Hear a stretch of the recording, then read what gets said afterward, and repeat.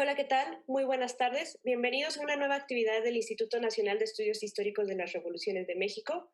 Hoy vamos a contar con la grata presencia de la doctora Ana Rivera Carbó, que además de ser investigadora, docente en diferentes instituciones como el INA, la UNAM, también es parte de nuestro consejo en el instituto, por lo que nos honra mucho tenerla hoy en esta conferencia sobre la Casa del Obrero Mundial, los obreros y la Revolución Mexicana. Me gustaría compartirles un poco de su trabajo en esta semblanza. Ella es licenciada, maestra y doctora en Historia por la Universidad Nacional Autónoma de México. En la actualidad se desempeña como investigadora en la Dirección de Estudios Históricos del Instituto Nacional de Antropología e Historia. Es docente del Colegio de Historia por la Facultad de Filosofía y Letras de la UNAM y es profesora de nivel preparatoria. También forma parte del Sistema Nacional de Investigadoras del CONACYT y se ha especializado en historia política y social de México durante la primera mitad del siglo XX. También ha colaborado como autora de artículos y capítulos en libros colectivos y revistas especializadas nacionales y extranjeras. Editó los apuntes personales del general Francisco J. Mújica, publicados en la colección Memorias Mexicanas del Consejo Nacional para la Cultura y las Artes. También es autora de los libros La Patria ha podido ser flor, Francisco J. Mújica, una biografía política de 1999, La Casa del Obrero Mundial, Anarcosindicalismo y Revolución en México, de 2010, ambos publicados por el INA, y asimismo también la obra titulada Francisco Ferrer Guardia, Principios de Moral Científica, editado por la Universidad Autónoma del Estado de Morelos en 2016. Recientemente publicó el libro Francisco J. Mújica, El presidente que no tuvimos, editado por el Fondo de Cultura Económica. Adelante, doctora, le cedo la palabra. Muchas gracias. Quiero empezar, desde luego, agradeciendo al INERM la invitación a dar esta conferencia. Para mí siempre es un gusto colaborar con este instituto al que he estado vinculada desde hace muchos años. De hecho, en el INERM he presentado ya algunas conferencias cercanas al tema que voy a presentar hoy. He hablado en alguna ocasión sobre la primera manifestación del 1 de mayo de 1913, convocada por la Casa del Obrero Mundial, y he hablado también a propósito del centenario del pacto de la Casa del Obrero Mundial con el constitucionalismo. De hecho, mañana, 17 de febrero, se cumplen años de la firma del pacto, y me pareció que era oportuno recordar la historia de la Casa del Obrero Mundial a partir de esta efeméride, pero sobre todo rescatando su tradición anarquista, su adscripción a una ideología revolucionaria que a principios del siglo XX estaba muy extendida en distintas partes del mundo. México tuvo un gran representante del pensamiento anarquista, que es Ricardo Flores Magón, que escribió gran parte de sus obras de contenido anarquista ya en el exilio. Y el anarquismo tuvo esta expresión anarcosindicalista en torno a la Casa del Obrero Mundial. Y es de lo que voy a hablar hoy, de esta adscripción de la Casa del Obrero en el transcurso de la Revolución Mexicana al pensamiento anarcosindicalista. La historiografía de la Revolución Mexicana ha sostenido en forma casi unánime que la clase obrera, por su número relativamente pequeño y por la índole misma del conflicto central de la Revolución, desempeñó en ella un papel auxiliar, y que aunque algunos de sus movimientos fueron importantes y su organización progresó, no tuvo una política y una dirección independientes del Estado y de las tendencias burguesas dirigentes de la Revolución. Efectivamente, los trabajadores urbanos, ya fueran obreros o artesanos, representaban una minoría de la población en un país mayoritariamente campesino, por lo que no impusieron el carácter general del proceso revolucionario dominado por el tema agrario. Sin embargo, aquellos que se organizaron a partir de 1912 en la Casa del Obrero Mundial sí tuvieron, al menos entre 1912 y 1916, una política y una dirección independientes del Estado y de las tendencias burguesas dirigentes de la revolución. La Casa del Obrero Mundial, principal organización de los trabajadores urbanos en el transcurso de la lucha armada, fue sin duda una institución importante en términos de la participación revolucionaria de los trabajadores urbanos en la década de 1910. Y no cabe duda de que la firma del famoso Pacto de 1915 con el constitucionalismo la vinculó con la que a la postre sería la facción triunfante, cuya historiografía se concentraría en este episodio de su historia. Es interesante que así como al magonismo se le relegó al papel de precursor de la Revolución Mexicana, a la Casa del Obrero Mundial se le puso el foco en el pacto con esta facción que triunfaría, soslayando su propio proyecto revolucionario. Pero lo que propongo tratar aquí es la historia justamente de su propio proyecto revolucionario, de la revolución dentro de la revolución, que significaba su adscripción al pensamiento anarquista, y de la forma en que concebía al sindicato y a la escuela, cierta escuela, claro, como los vehículos para construir la sociedad libertaria. A finales del siglo XIX, tras 20 años de práctica desarticulación de los movimientos revolucionarios en su conjunto, en todo el mundo, se empezaron a hacer esfuerzos en el seno de lo que quedaba del pensamiento libertario para volver compatible la organización revolucionaria y la absoluta libertad del individuo. George Sorel plantó las bases de lo que se llamó el sindicalismo revolucionario y que en el mundo hispanoamericano se conoció como anarcosindicalismo, y cuyo manifiesto programático fue la Carta de Amiens de 1906.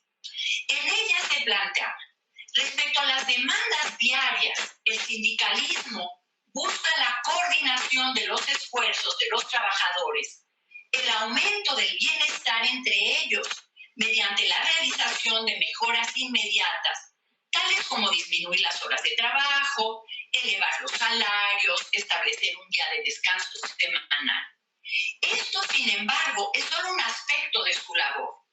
Está preparando el camino para la emancipación completa, que solo puede ser realizada mediante la expropiación de la clase capitalista.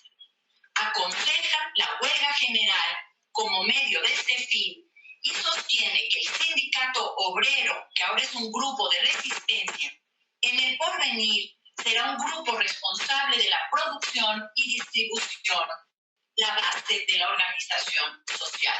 Entonces, por un lado, se buscaba la mejora inmediata, ¿no?, de las condiciones de trabajo, pero por otro lado se trabajaba para el advenimiento de la revolución anarquista que acabaría con el dominio de esa tríada compuesta por el Estado, el capital y la Iglesia. La prensa anarquista se ocupó insistentemente de otro tema: cómo armonizar dos principios difíciles de combinar. Por un lado, un instrumento asociativo de eficacia política y revolucionaria, y a la vez el respeto a la libertad total de los miembros de dicha asociación. Esta combinación era mucho más fácil de defender en el terreno teórico de la sociedad futura que aplicarlo sin conflictos a la práctica diaria de las relaciones entre los miembros concretos de un grupo social enfrentado con la realidad. Cuando la Casa del Obrero se fundó en septiembre de 1912 en la Ciudad de México, adoptó el sindicalismo como medio de defensa de la explotación y a la Comuna de París como el ejemplo de lo que el hombre común era capaz de hacer. La organización se vinculó a la tendencia anarcosindicalista tanto en su apuesta por la acción directa como en el rechazo a la política. La acción directa significaba la lucha de los trabajadores enfrentando al capital sin la intermediación de instancias estatales. La diversidad de ideas entre los miembros fundadores y las posiciones previas de muchos de sus militantes se subsanaron porque el anarquismo empleó un vocabulario que articuló las diferencias de origen de sus militantes y rebasó los límites del mutualismo, que era la forma de organización de los trabajadores hasta ese momento.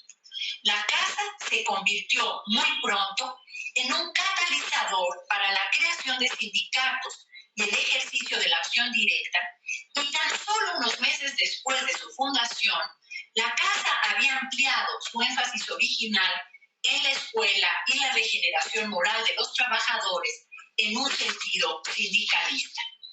La casa promovió y participó en numerosas huelgas de la capital mexicana y empleó ideológicamente mitos históricos que reforzaron su labor de propaganda con la toma de calles, con mitos, con manifestaciones y conmemoraciones a propósito de la Comuna de París, el 1 de mayo, el fusilamiento de Francisco Ferrer Guardia y la represión de la huelga de Río Blanco. Hasta quien convocó a la primera manifestación del 1 de mayo, que en recuerdo de los mártires de Chicago se celebró de manera masiva en la capital del país. Atraídos por su discurso, numerosos trabajadores se fueron afiliando a la casa. El anarquismo ofrecía educación y organización para llegar en un futuro impreciso a una emancipación universal. El sindicalismo, por su parte, promovía soluciones inmediatas a problemas concretos con sus demandas de la jornada de 8 horas, el descanso semanal, el salario mínimo. El primero ponía énfasis en la libertad del individuo y en la crítica de la autoridad encarnada por el Estado. El segundo, en la acción colectiva para el mejoramiento de los trabajadores. Organizar sindicatos y fundar escuelas ferrerianas fueron por ello las prioridades de la casa. La revolución, su propia revolución libertaria, requería de mucho tiempo de maduración. En su libro Que sean fuego las estrellas, Paco Ignacio Taibo se pregunta si los sindicalistas de la poderosa Confederación Nacional de Trabajadores, fundada en 1910, 2 años antes que nuestra CON en Barcelona, eran anarquistas. Su respuesta es aplicable a los integrantes de una y otra asociación obrera. Dice, sí eran anarquistas, lo eran tanto como los más puros. Creían en el racionalismo, en la educación como redención, en la inutilidad del Estado, en el capitalismo como una forma de enfermedad infecciosa que hacía que sus practicantes se envolvieran en los mantos de seda de un dinero que solo creciendo adquiría sentido. Creían en la perversión de Dios y todas sus religiones. Eran furibundos federalistas, pero el sindicalismo era su forma de vida y su anarquismo pasaba por el mundo sindical fabril como a través de una tela porosa. Durante el gobierno de Francisco I. Madero, y cuanto más en el transcurso desde Victoriano Huerta, la Casa del Obrero Mundial navegó al cobijo de sus posturas apolíticas. El apoliticismo fue una manera de protegerse de la represión. Las ideas del anarcosindicalismo encontraron desde septiembre de 1913 una eficaz vía de divulgación en las páginas de El Sindicalista. En ellas se explicaba a los lectores las ventajas de la organización y la lucha obrera por medio de sindicatos, así como los peligros de la acción política. Antonio Díaz Soto y Gama publicó un artículo al respecto que se titulaba «Los políticos no salvarán nunca a la clase obrera a pesar de todas sus promesas». Comenzaba con la afirmación de que la democracia ha sido un fiasco, ya que no acaban de pasar las elecciones cuando ya empieza a abrirse un abismo entre los electores y elegidos, entre ciudadanos y representantes, entre el pueblo que tuvo el candor de conferir un mandato incondicional e ilimitado y los hombres investidos por la omnipotencia de su mandato. En contraposición, abogaba por el sindicalismo y decía: la doctrina sindicalista, nacida del cerebro obrero, producto genuino de la experiencia diaria y no engendro enfermizo de las especulaciones de los juristas, rechaza con indignación la horrorosa mentira de la libertad política, inicuamente hermanada con la explotación económica, y busca la liberación del proletariado lejos de las añaganzas electorales, de las promesas de sufragio efectivo, de las locas quimeras de redención por medio de la política, y sustituye esas ilusiones y esas fantasmagorías por las realidades de la vida económica, por el franco espectáculo de la lucha de clases, por la obtención de conquistas efectivas de bienestar y más altos salarios. Por ello, acude a la acción directa, a la presión ejercida por los proletarios sobre los patronos, sin la peligrosa mediación de los parlamentos corrompibles y sin la ayuda interesada de los poderes públicos sugestionables. La huelga y el boicotaje son las dos grandes palancas de la acción sindical. Hasta aquí Antonio Díaz Soto y Gama, que deja clara esta separación de la Casa del Obrero de la participación política. La Casa del Obrero Mundial dejaba clara su posición, apostaba por la organización sindical y se mantenía alejada de la política. El sindicalista dio cuenta de los conflictos a que se enfrentaban los trabajadores de los sindicatos afiliados, así como de los intentos del gobierno por intervenir en los asuntos laborales por medio del Departamento del Trabajo. En un artículo del tipógrafo Anastasio Marín, el periódico El Sindicalista alertaba: recordad las palabras de Carlos Marx, que dice: la emancipación de los trabajadores debe ser obra de los trabajadores mismos. Y a fe que tiene razón, porque lo que no hagamos nosotros a nuestro favor, nadie lo hará. Y si esperamos a que el Departamento del Trabajo mejore nuestra situación, bien podemos esperar morirnos de hambre antes que ver realizado semejante absurdo. Así pues, esperamos que todos los obreros que luchan por su mejoramiento lo hagan de una manera digna, sin recurrir a las instituciones oficiosas como el Departamento del Trabajo. Un grupo de oradores, conocido como la Tribuna Roja, fue eje de las reuniones de reclutamiento de trabajadores. Rafael Quintero, Antonio Díaz Soto y Gama, Rafael Pérez Taylor y Agustín Aragón hablaban a las multitudes que se arremolinaban en las calles frente a las oficinas principales de la casa.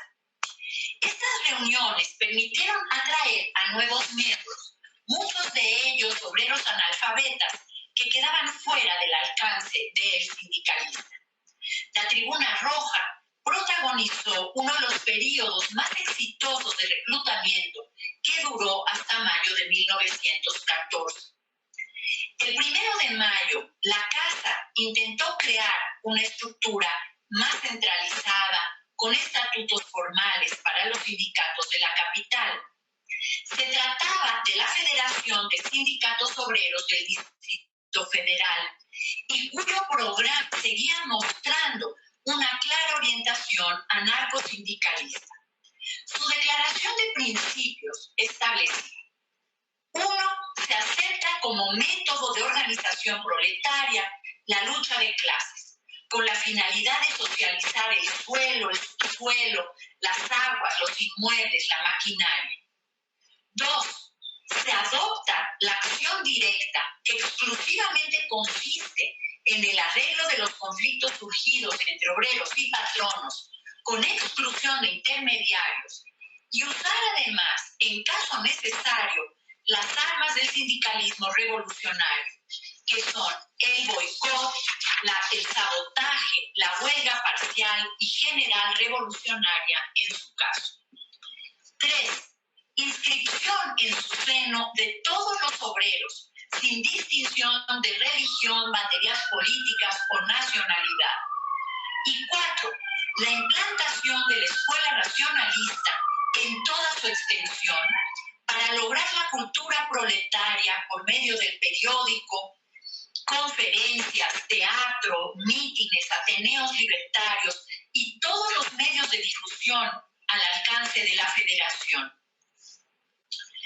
Victoriano Huerta decidió, un poco después de crear esta Federación de Obreros del Distrito Federal, y cuyas actividades se volvían cada vez más incómodas para su régimen, clausurar la casa.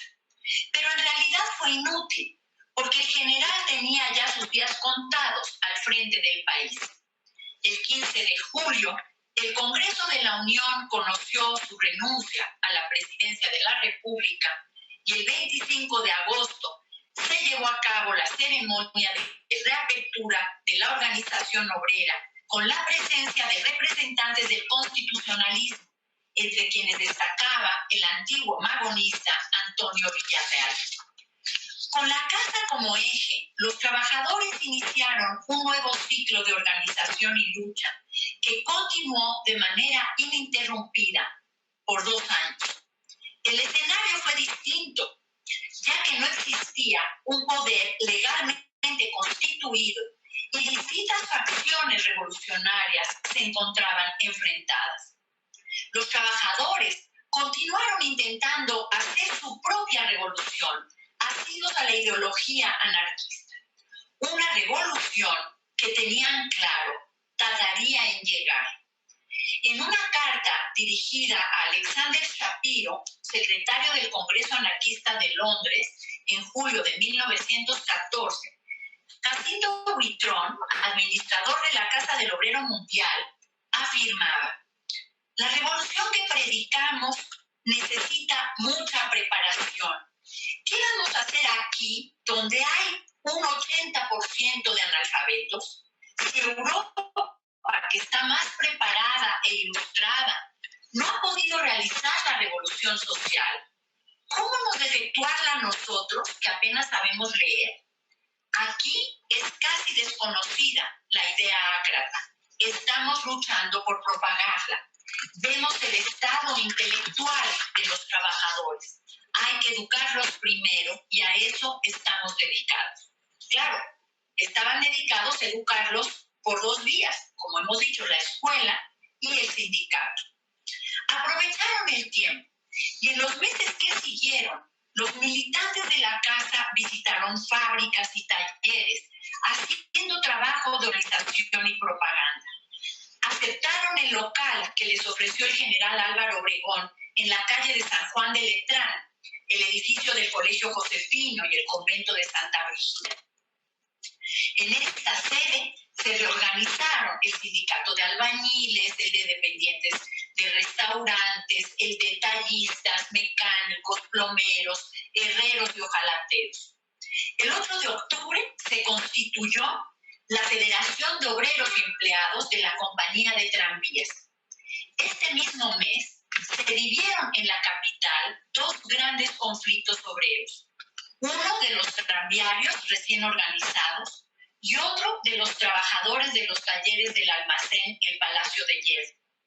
Los primeros demandaban el reconocimiento de su sindicato, el fin de multas y despidos, el despido de capataces extranjeros y abusivos, la jornada de 8 horas, la indemnización por accidentes de trabajo y el alza de los salarios.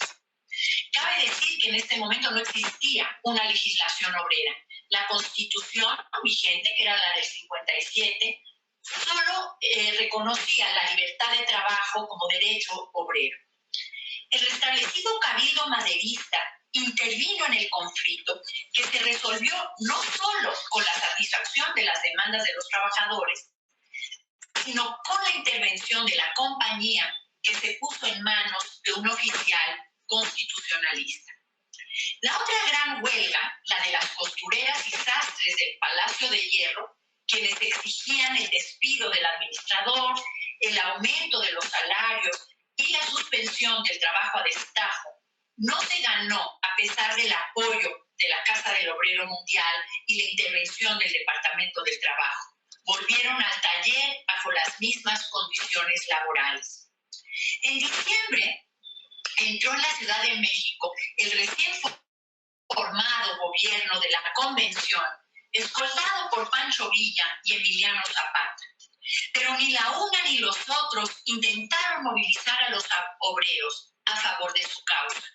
El gobernador convencionista del Distrito Federal, Manuel Chao, le remitió al Ayuntamiento de México los problemas que no sabía cómo resolver, el abastecimiento y las huelgas. Cuando la evacuación de la ciudad fue inevitable, la convención no realizó ningún intento de incorporar a los trabajadores como apoyos militares. De hecho, es muy impresionante la incapacidad tanto de los jefes de la convención como de los dirigentes de la Casa del Obrero Mundial para tejer una alianza entre ambas fuerzas. En febrero de 1915, las condiciones materiales de vida en la ciudad se habían ido agravando. La capital se encontraba en un estado de miseria alarmante y los artículos de primera necesidad estaban en manos de especuladores.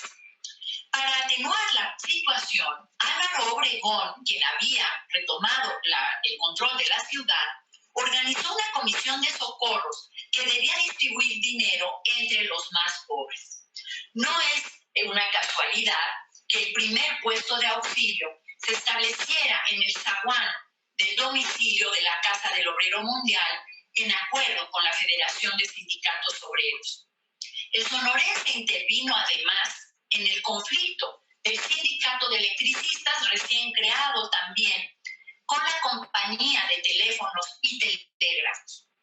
En el convento de Santa Brígida, el local de la casa, se dio a conocer en forma detallada el proceso de la huelga y la resolución del gobierno constitucionalista de decretar la incautación de los bienes de la compañía, poniéndolos en manos de los trabajadores para su administración. Y aquí es muy interesante, así como el gobierno y la convención no había sabido cómo actuar frente a los problemas obreros, Álvaro Obregón, con una habilidad extraordinaria, resuelve a favor de los trabajadores en la huelga de los electricistas.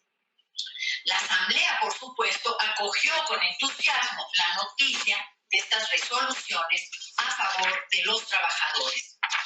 Estos acercamientos del constitucionalismo al movimiento obrero organizado en torno a la Casa del Obrero Mundial culminaron en la firma del pacto del 17 de febrero de 1915, en el que se fijaban los acuerdos conforme a los cuales los trabajadores lucharían a favor de su causa. El pacto estableció que a cambio de apoyo militar, los trabajadores obtendrían leyes que mejorarían sus condiciones laborales, la atención a sus reclamos en los conflictos con los patrones y la posibilidad de hacer propaganda activa entre los obreros de toda la República, así como de establecer centros y comités revolucionarios que velaran por las organizaciones obreras y por su colaboración a favor del constitucionalismo. No era poca cosa. Desde su fundación en 1912, la Casa del Obrero Mundial se había planteado dos tareas fundamentales, como hemos dicho: la educación y la organización, la escuela y el sindicato como pasos previos indispensables para poder empezar apenas a pensar en la construcción de la sociedad libertaria, que estaba todavía muy lejos. Las discusiones más acaloradas al interior de la organización se habían dado sobre el tema de si se debía proceder ya a la acción directa o si también esta debía aplazarse hasta estar mejor preparados y tener mayor ilustración. Y en este contexto, de debate interno y de conciencia de la fragilidad de su propia capacidad revolucionaria, apareció un pacto que permitía a la Casa extender por el país las ideas de organización y lucha anarcosindicalista y de su mano las propuestas de la escuela racionalista que juntas contribuirían a crear las condiciones propicias para su propia revolución social. La casa abandonaba de alguna manera el apoliticismo que había predicado desde su fundación, aunque hay que decir que sin negociar espacios de dirección para sus miembros y se aliaba a una de las facciones en pugna.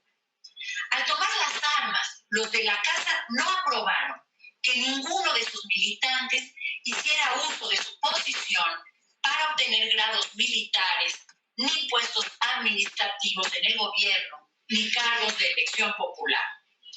Aunque los obreros y artesanos de la capital vieron inicialmente con simpatía a los ejércitos campesinos y en múltiples formas espontáneas habían expresado su solidaridad cuando entraron a la capital, se encontraron con que estos sentimientos no habían sido suficientes para establecer una alianza obrero-campesina.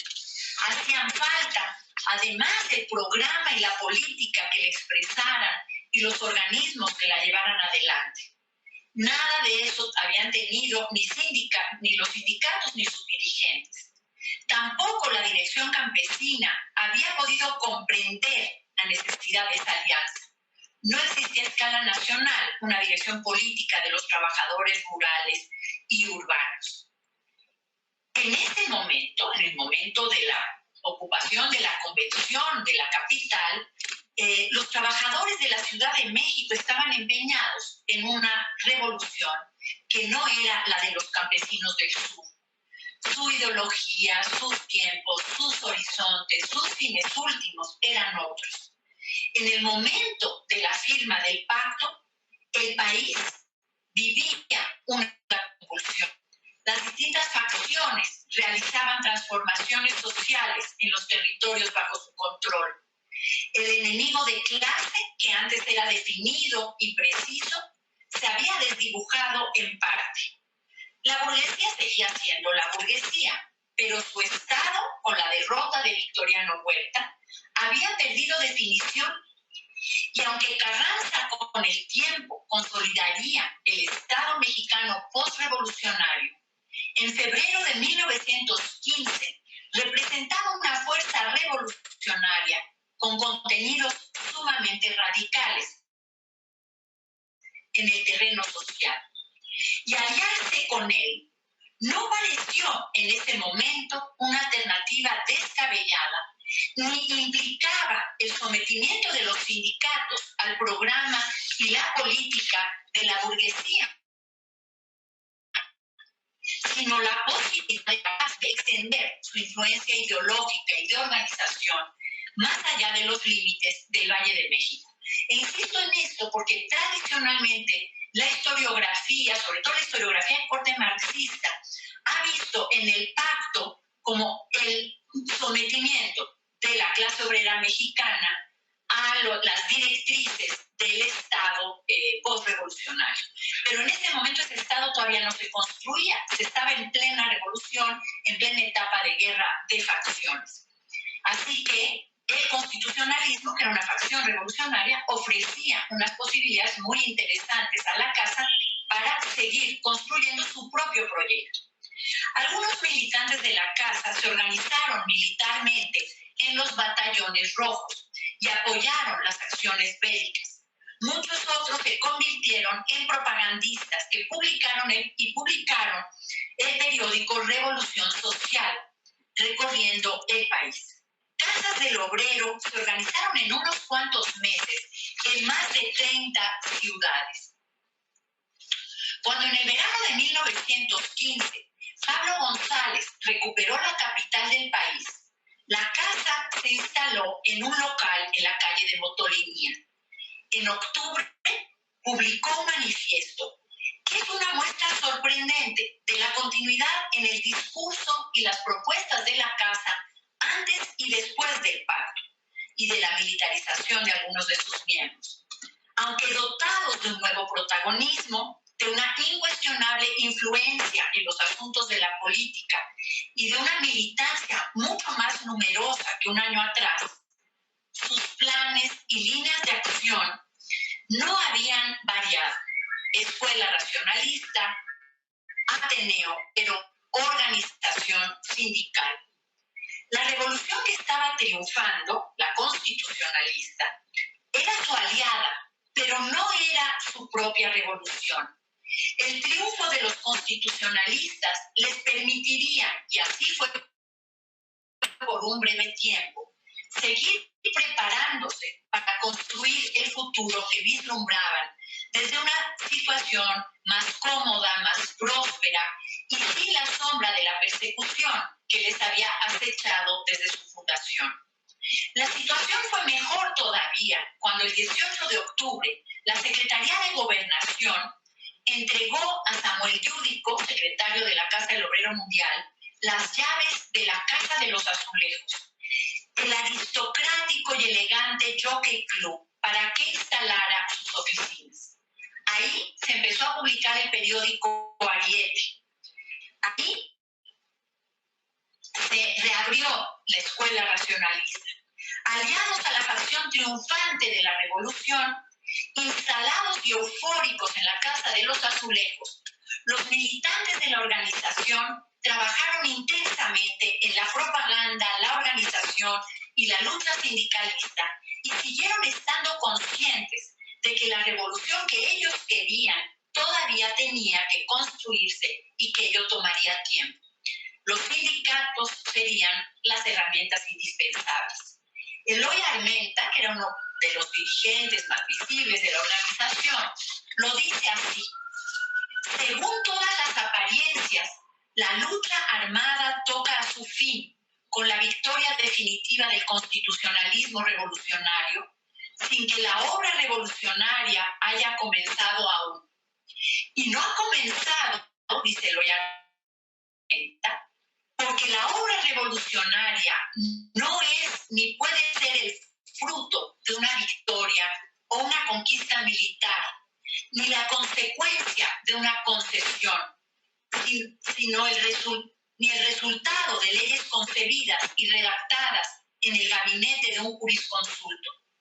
El cambio en la modalidad social que entraña la obra de la revolución exige una previa labor de conciencia popular y encauce de energías sin las cuales toda reforma será incapaz, cuando no perjudicial o contraproducente.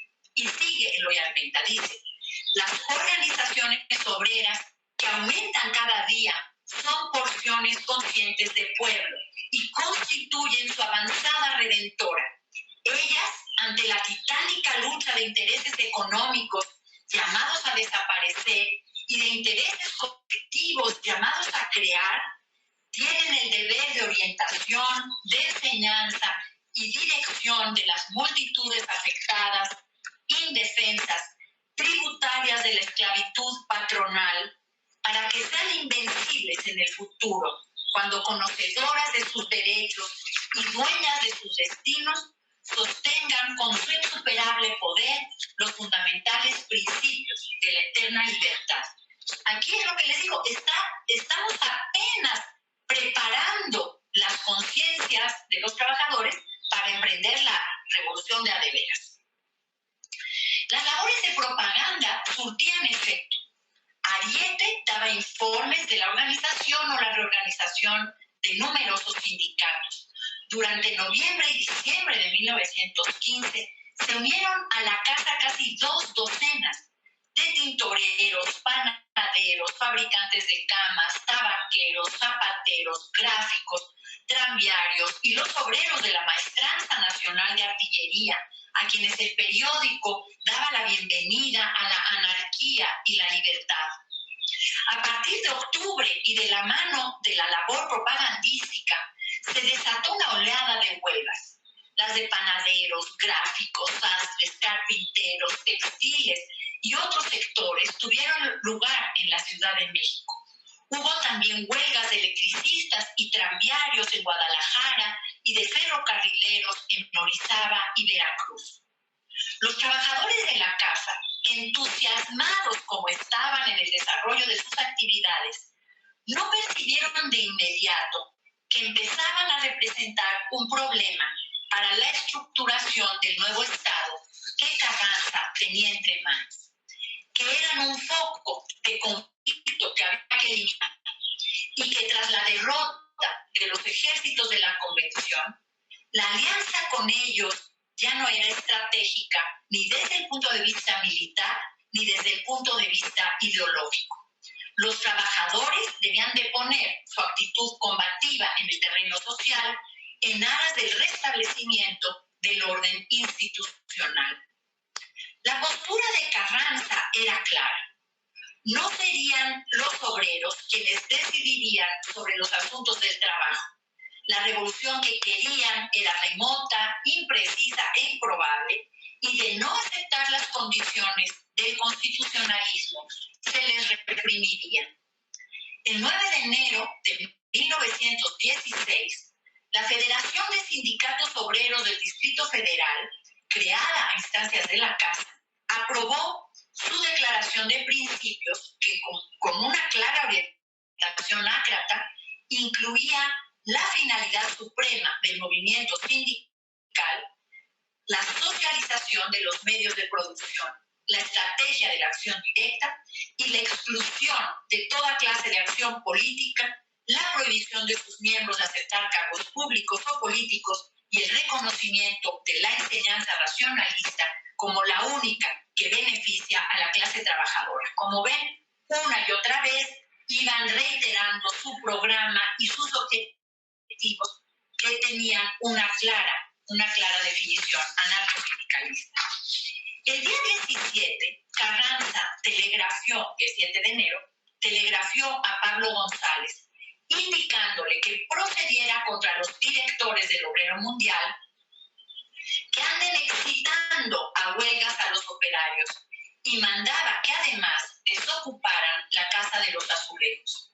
Pablo González dio manifiesto en que advertía a los mundiales: si la revolución ha combatido la tiranía capitalista, no puede sancionar la tiranía proletaria.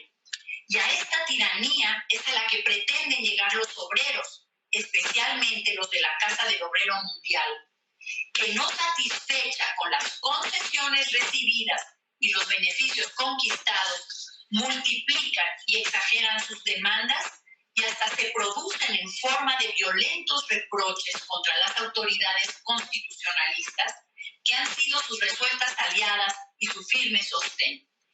Si desgraciadamente, dice Pablo González, los grupos obreros se extralimitaran en el ejercicio de sus derechos y obraran con violencia en cualquier forma contra las personas e intereses que juzguen contrarios, el cuartel general se verá precisado para dar garantías a los ofendidos a exigir responsabilidades a los culpables. Entonces, dense por satisfechos con lo que hemos acordado con ustedes, pero nada de ir más allá, ¿no?, en su proyecto revolucionario. Las acciones siguieron a las palabras. A finales del mes, Carranza ordenó la detención de los delegados de la Casa en varios estados, orden que se cumplió puntualmente. De febrero, Pablo González ocupó militarmente la Casa de los Azulejos, expulsando a los trabajadores. Rosendo Salazar, uno de los cronistas de la Casa, describe el momento cuando el general Pablo González empuja frenéticamente sus hordas contra el domicilio de la Casa del Obrero, destruyendo la redacción de Ariete, así como la escuela, donde espantada multitud de párvulos mira penetrar en ella a los esbirros del cuartel general del Cuerpo de Ejército de Oriente, haciendo gran ruido de sables y culatas. Las acciones contra los trabajadores y propagandistas de la Casa se sucedieron por todo el país.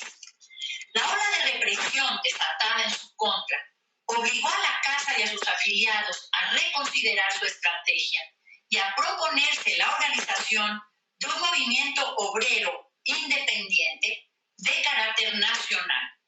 La Federación de Sindicatos Obreros del Distrito Federal convocó a un primer Congreso Nacional con carácter preliminar que se reunió en el puerto de Veracruz el 5 de marzo de 1916 con el objetivo de crear una confederación del trabajo de la región mexicana.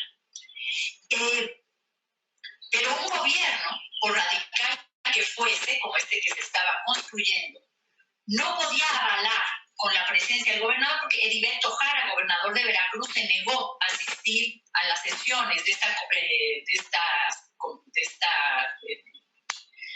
Congreso Nacional, y porque un gobierno, por radical que fuera, no podía avalar con la presencia del gobernador un Congreso que establecía como principios fundamentales de la lucha de clases y como finalidad suprema del movimiento proletario la socialización de los medios de producción, y que declaraba asimismo que la organización emplearía exclusivamente la acción directa, quedando excluida también cualquier forma de acción política, y el que sus miembros no podían ocupar ninguna clase de cargo público o administrativo, apoyando los principios antiautoritarios de la escuela racionalista. En el mismo sentido que Jara, Salvador Alvarado había alertado a Carranza 2 meses atrás. Es muy notable cómo Salvador Alvarado, el radical, agrarista, obrerista, gobernador preconstitucional de Yucatán, donde apoyó la creación de la Casa del Obrero local, escribió desde Mérida. Sobre este asunto, el de la creación de una Confederación Nacional de Trabajadores, sobre este asunto creo indispensable se tome determinación sobre la política obrera. Y oigan lo que dice: si se deja crear una sola agrupación en toda la República por unos cuantos mangoneadores, en breve plazo será más peligrosa que el Ejército Federal, puesto que estos pueden en un momento dado adueñarse de la opinión pública. Más adelante afirmaba que los obreros tienden a mejorar y se agrupan, pero no teniendo dirección, fácilmente son manejados por mangoneadores que constituyen un peligro. La Casa del Obrero Mundial de México debe suprimirse o cuando menos reducir la unidad obrera a un solo gremio de artes u oficios que tengan ninguna autoridad sobre otras uniones y menos en el resto de la República. El sentido es muy claro. Organizaciones obreras que dieran soporte al poder político emanado de la revolución y estuvieran controladas y dirigidas por él, sí, pero nada de estructuras autogestionarias autónomas a nivel estatal o nacional haciendo una revolución propia por su cuenta. Dice Rosendo Salazar que en esta situación de acoso no era extraño que el anarcosindicalismo volviese a adueñarse del pensamiento común de los mundiales. Pero en realidad era al revés. El acoso se originaba por la pervivencia de la voluntad libertaria a pesar del pacto y de toda la legislación obrera constitucionalista y de las facilidades otorgadas para realizar trabajos de propaganda y organización, así como por la continuidad del rechazo del poder estatal y sus equilibrios con el capital. El enfrentamiento definitivo se dio a finales de julio de 1916. Los conflictos derivados de la crisis monetaria derivaron en una huelga general estallada el 31 de julio en la Ciudad de México, con la suspensión de los servicios de electricidad, agua potable, tranvías, servicios fúnebres, coches y carreteras, así como la venta de pan y tortillas, y también del servicio de teléfonos y del resto de fábricas y talleres. Todas las actividades de la capital fueron paralizadas por los sindicatos de la Casa del Obrero Mundial. Alrededor de 80,000 trabajadores participaron en la huelga, algunos de ellos tal vez de manera forzada por el apagón. La gendarmería montada, con todo y cabalgadura y a sable desenvainado, entró en el Salón Star, sede de los electricistas, obligando a los trabajadores a ir reunidos, a salir del recinto, que fue clausurado, lo mismo que la nueva sede de la casa en la calle de Bucareli. También se ocupó el lugar de la Unión de Empleados de Restaurantes. Los encargados de las clausuras se llevaron los archivos. Se patrulló la ciudad y se pusieron fuertes escoltas en las plantas eléctricas de Necaxa, Nonoalco, Indianilla y La Nana. Los miembros del comité de huelga fueron detenidos y conducidos a la penitenciaría del Distrito Federal, puestos a disposición de las autoridades militares. Carranza decretó la ley marcial, la vieja ley del 25 de enero de 1862, que había sido adoptada por Juárez, para ser aplicada en contra de los que llamó trastornadores del orden público, y que Carranza hizo extensiva a los huelguistas.